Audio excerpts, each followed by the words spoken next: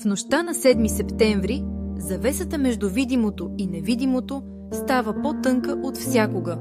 Пълнолуние и лунно затъмнение в Риби разгръщат магия, която разлива нежност и интуиция в сърцето на всеки, готов да чуе себе си. Тази комбинация действа като меко пробуждане.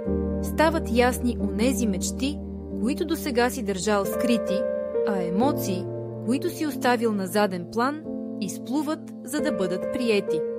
Често при такива лунни моменти се появяват неочаквани сънища, прозрения или синхроничности, които потвърждават, че си на правилния път, дори когато логиката не вижда изход. Енергията на Риби е като поток. Понякога я усещаме като вълна на тъга, друг път като творчески подтик или желание за уединение. В тези дни е подходящо да си дадеш пространство за съзерцание, да порисуваш, пишеш или просто да прекараш време в тишина край вода.